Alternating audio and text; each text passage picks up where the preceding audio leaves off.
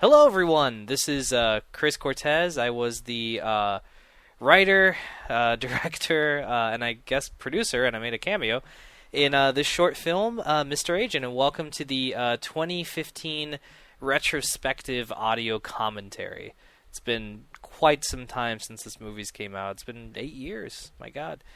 And welcome. This is, by the way, the fifth time I'm recording this commentary because I've had technical difficulties, so this intro is so overplayed for me. But you guys don't know about it, so I'll jump right in. Mr. Agent was one of the inaugural ideas I had when I first started doing Robot Head Entertainment. The whole idea of Robot Head, and I think I've mentioned this in other commentaries, was to be able to produce content in a quicker way and to be a little bit more organized about it. And a lot of that came from the whole idea of, let's do a bunch of short films. At the time, I was doing primarily features and stuff like that. And so the song you're hearing right now, actually in the background, was the song that I was hearing in my car one day when I was driving to, I think it was like 5 o'clock in the morning, and I had to take I think it started at 6:30. It was like a final I had or something like that, 6:30 in the morning at FIU at the college I was going to at the time. And, I was playing really loud music so I could stay awake, and this song played. And it's from Austin Powers' The Spy Who Shagged Me, and the first idea that conjured up in my head was Brian dancing to this song, pretending to be an agent, infiltrating a base. And you see cars there in the background. Brian was dancing his heart out, and there was cars beeping at him and going crazy, and it was hilarious for me, and I felt bad for Brian, but he did such a great job, and it just showed how dedicated he was to play Mr. Agent. But that whole sequence you just saw, that was pretty much in my head what I thought when I was when I was driving the car. And so Mr. Agent, Band-Aid, and Zombie Boyfriend, which we actually didn't produce, were the first three ideas that came to my head when I thought of doing the shorts. And so, those were the first two I ended up producing in the first year of doing these short films. And basically, I had a lot of I'm losing my thought here. I just really looking at. By the way, let me stop for a second and praise Amir Mousewell for a second here, which I think I did on the Limeade podcast. But Amir was, like I said in the Limeade podcast, he was godsend. I got to work with him on Limeade. Brian directed him, but I got to act with him. And I think during the shooting I was telling him about Mr. Agent and stuff like that, and he was down for it. Unfortunately for us, Amir had to leave. He had to move out of Miami. Fortunate for him, because I know it led him down a path that he eventually got married and he has a beautiful family. But it was unfortunate for us because we're like, this guy's so cool and he thinks like we think, and he has all these really great ideas, and we totally could make more movies with him. And but I'm very happy I got to make one movie with him. It was actually some of the first stuff we shot in the movie. And here's my cameo as the Spanish translator, which my uncle actually played. We had shot his stuff, and what ended up happening was the footage wasn't compatible, or there's something wrong with it, and we couldn't use it for the movie. And so we ended up reshooting it, and my uncle wasn't available, so I shot it. It became my cameo. I was not going to be in this movie at all. Such is the case, because in Band-Aid, I didn't want to be in that either, but I lost Jared. I always keep losing these actors. This was like the year of people I lost because they moved out. But we were able to add in another joke later on of me reprising my cameo for a split second again. That was Brian's idea. I thought was funny. This movie,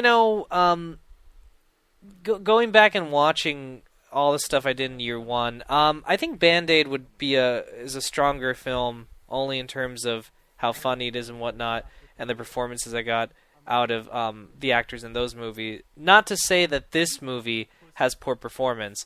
I think that Amir and Brian's back and forth is excellent, but there's so much that I lost.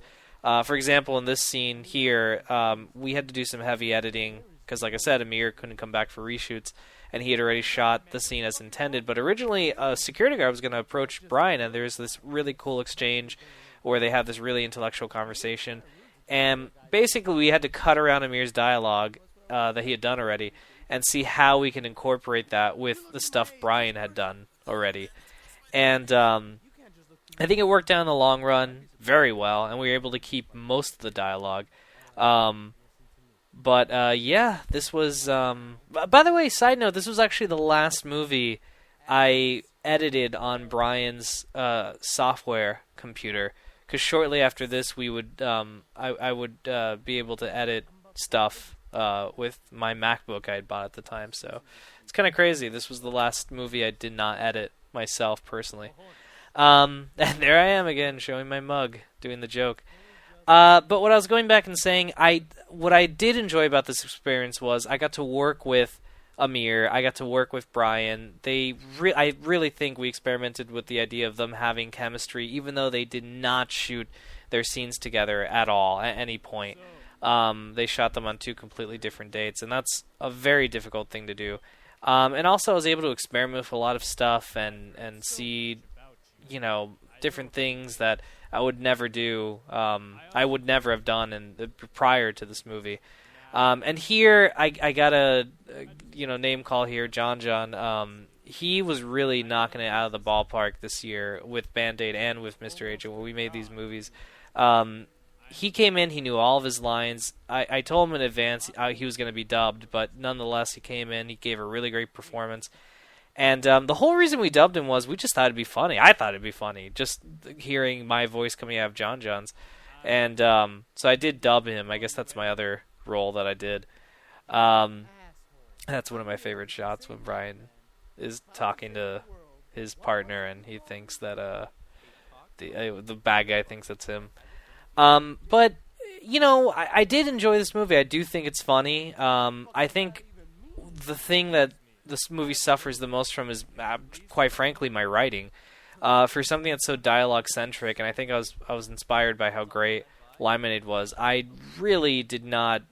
these guys did the best they could with my writing, but at the end of the day, it was just them hurling insults in very non-clever ways because of my writing.